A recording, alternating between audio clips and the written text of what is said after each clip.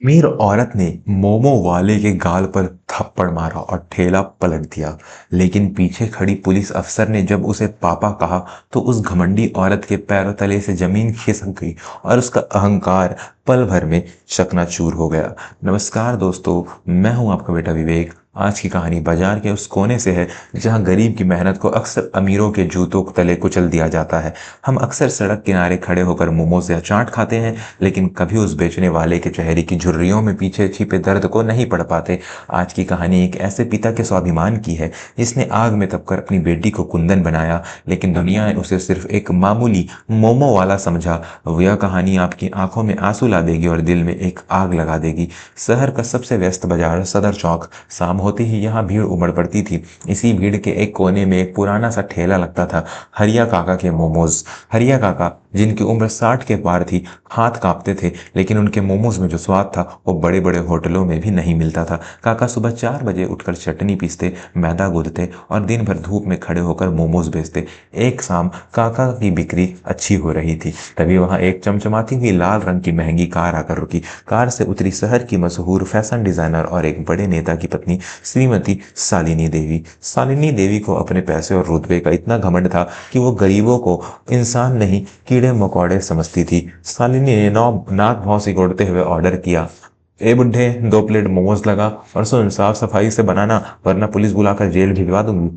हरिया काका ने मुस्कुराते हुए सिर हिलाया और बड़ी शिद्दत से मोमोज तैयार किए। जैसे ही वो प्लेट पकड़ाने लगे, भीड़ में किसी का धक्का लगा और काका का हाथ हिल गया। लाल मिर्च की तीखी चटनी की कुछ बूंदे शालिनी देवी की महंगी सफेद साड़ी पर गिर गई। बस फिर क्या था, वहां प्रलय आ गया।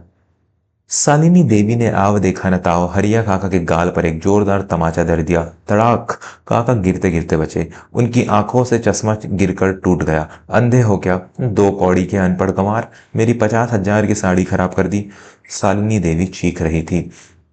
काका हाथ जोड़कर गिड़गिड़ाने लगे, माफ कर दीजिए मैम साहब, गलती हो गई, भीड़ का धक्का लगा था। मैं आपकी साड़ी धुलवा दूंगा। धुलवा देगा? तेरी 7 पुश्तें भी बिक जाएं तो मेरी साड़ी की कीमत नहीं चुका पाएंगी। यह कहकर शालिनी ने गुस्से से हरिया काका के ठेले को एक जोरदार लात मारी। गरम स्टीमर जमीन पर गिर गया। सारे मोमोज मिट्टी में मिल गए। चटनी का पतीला सड़क पर बिखर गया। काका की दिन भर की कमाई, उनकी मेहनत, सब मिट्टी में मिल गया। काका अपने बिखरे हुए मोमोज को समेटने के लिए झुके तो शालिनी ने उन्हें भी धक्का दे दिया। काका सड़क पर औंधे मुंह गिरे। दोस्तों, जरा सोचिए, उस पिता की बेबसी। क्या गरीबी का मतलब यह है कि हमारा कोई आत्मसम्मान नहीं?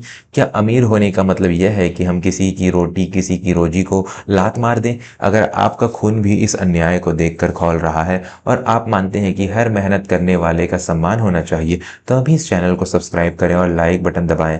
हमें मिलकर समाज की इस गंदी सोच को बदलना होगा। शालिनी देवी का गुस्सा अभी शांत नहीं हुआ था। उन्होंने तुरंत फोन निकाला और अपने पहचान के थानेदार को कॉल किया।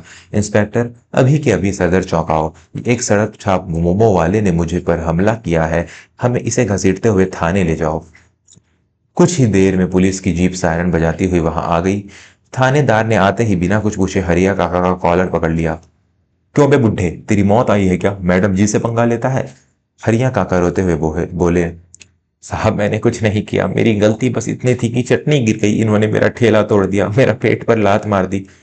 थानेदार ने काका को डंडा मारा। चुप, बकवास करता है, चल थाने, वहां तेरी हेकड़ी निकालता हूं। भीड़ तमाशा देख रही थी, कोई आगे नहीं आया।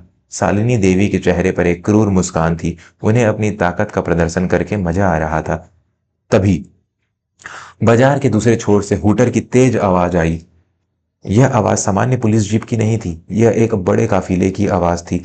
काली गाड़ियों का एक काफिला वहां आकर रुका। सबसे आगे वाली गाड़ी पर लाल बत्ती और एसपीसीटी पुलिस अधीक्षक लिखा था। गाड़ी का दरवाजा खुला और उसमें से एक नवनियुक्त महिला आईपीएस अधिकारी उतरी। वर्दी पर लगे सितारे चमक रहे थे, चेहरे पर रौब था और आंखों में अंगारे। यह शहर की नई एसपी अंजलि सिंह थी, जिनकी पोस्टिंग आज ही हुई थी और वह शहर के दौरे पर निकली थी। शालिनी देवी, जो एसपी साहिबा को पहचानती थी क्योंकि उनके पति अक्सर पार्टियों में मिलते थे, दौड़कर उनके पास गई। अरे अंजलि बेटा, तुम, बहुत अच्छा हुआ तुम आ गई। देखो ना, इस जाहिल मोमो वाले ने मेरी साड़ी खराब कर दी और मुझसे बदतमीजी भी कर रहा है, इसे तो उम्र कैद होनी चाहिए। शालिनी ने मगरमच्छ के आंसू बहाते हुए कहा। थानेदार ने भी सैल्यूट मारा और बोला, जय हिंद मैडम। जी मैडम, यह आदमी बहुत उपद्रवी है, इसे अभी गिरफ्तार करता हूं। लेकिन एसपी अंजलि की नजर शालिनी देवी पर नहीं थी। उनकी नजर सड़क पर बिखरे हुए मोमोज और फटी हुई शर्ट पहने कांपते हुए उस बूढ़े आदमी पर थी। अंजलि का चेहरा एकदम से बदल गया। वो कठोर पुलिस अफसर अचानक से एक बेटी बन गई। उसकी आंखों में आंसू भर आए।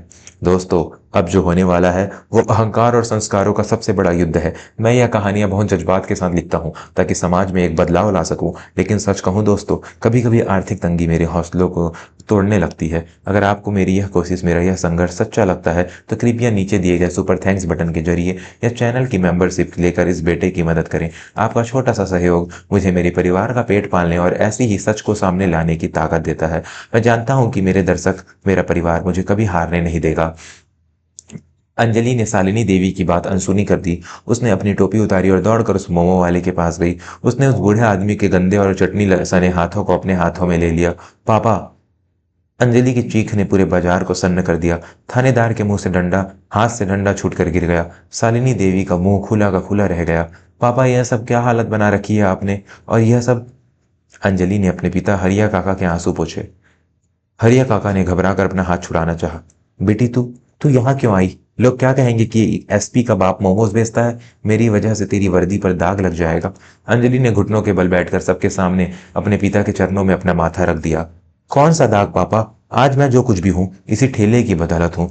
आपने इन्हीं मोमोज को बेच बेच कर मुझे पढ़ाया, मेरी फीस भरी, मुझे अफसर बनाया। यह ठेला मेरा मंदिर है और आप मेरे भगवान। अंजलि खड़ी हुई। अब उसकी आंखों में आंसू नहीं बल्कि ज्वाला थी। उसने धीरे से मुड़कर शालिनी देवी और थानेदार की तरफ देखा। शालिनी देवी पसीने से नहा चुकी थी। वो हकलाते हुए बोली, बेटा। अंजलि, मुझे नहीं पता था कि यह तुम्हारे पिता है। मैं तो बस अंजलि शेरनी की तरह दहाड़ी। अगर यह मेरे पिता नहीं होते तो क्या आपको हक मिल जाता एक गरीब के पेट पर लात मारने का? आपने सिर्फ मेरे पिता का ठेला नहीं तोड़ा मिसेस शालिनी, आपने कानून और इंसानियत दोनों का अपमान किया है। अंजलि ने थानेदार की तरफ देखा। और तुम्हें वर्दी जनता की रक्षा के लिए मिली है या अमीरों की गुलामी के लिए? एक बुजुर्ग पर लाठी उठाते हुए तुम्हारे हाथ नहीं कांपे? अंजलि ने अपने वायरलेस पर आदेश दिया, कंट्रोल रूम, तुरंत फोर्स भेजो। मुझे सदर चौक पर पब्लिक न्यूसेंस, उपद्रव और सरकारी काम में बाधा डालने के आरोप में 2 गिरफ्तारियां करनी है। शालिनी देवी, जो अभी तक घमंड में चूर थी, अब अंजलि के पैरों में गिर पड़ी। माफ कर दो बेटी, मुझसे बहुत बड़ी गलती हो गई। मेरा पति बड़ा नेता है, मेरी इज्जत मिट्टी में मिल जाएगी। अंजलि ने कठोरता से कहा, इज्जत कमाई जाती है मैडम, खरीदी नहीं जाती। जो इंसान एक मेहनत करने वाले की कद्र नहीं कर सकता, उसकी समाज में कोई इज्जत नहीं होनी चाहिए। अंजलि ने शालिनी देवी से वो टूटे हुए मोमोज खुद उठाने को कहा। शालिनी देवी को भरी भीड़ के सामने झुककर अपनी उसी महंगी साड़ी से वे सड़क से मोमोज उठाने पड़े। फिर अंजलि ने अपने पिता हरिया काका का हाथ थामा। पापा, बहुत हो गया। आपने पूरी जिंदगी मेरे लिए मेहनत की, अब आराम करने की बारी आपकी है। आज यह वर्दी वाली बेटी आपको लेने आई है। अब आप मोमोज नहीं बेचेंगे। अब आप मेरे साथ मेरे सरकारी बंगले में राजा की तरह रहेंगे। हरिया काका ने कांपते हाथों से अपनी बेटी को सैल्यूट किया और फिर गले लगा लिया। वहां खड़ी भीड़ ने तालियों की गड़गड़ाहट से उस पिता पुत्री के प्रेम का स्वागत किया। उस दिन बाजार में सिर्फ ठेला नहीं उठा बल्कि इंसानियत का सर भी गर्व से ऊंचा हो गया। निष्कर्ष, दोस्तों, यह कहानी हमें सिखाती है कि कोई भी काम छोटा या बड़ा नहीं होता। एक मोमो बेचने वाला, एक रिक्शा चलाने वाला या एक मजदूर, ये सब हमारे समाज की रीढ़ है। कभी भी अपने पैसे या पद के नशे में किसी गरीब की बद्दुआ मत लेना, क्योंकि गरीब की हाय लोहे को भी भस्म कर देती है। और याद रखिए, माता पिता का पसीना ही वो अमृत है जो बच्चों को सफल बनाता है। जाते जाते एक छोटी सी गुजारिश, मेरे प्यारे परिवारजनों, आप ही मेरी ताकत है। अगर आप चाहते हैं कि मैं अगली कहानी लालची मकान मालिक या सौतेली बहन की जलन पर बनाऊं तो अभी मेंबर्स ओनली कमेंट में लिख कर बताएं या सुपर चैट के जरिए अपना प्यार भेजें। मैं वादा करता हूं अगली कहानी आपकी पसंद की ही होगी। अपने माता पिता का सम्मान करें क्योंकि वही आपके असली भगवान है। जय हिंद, जय भारत।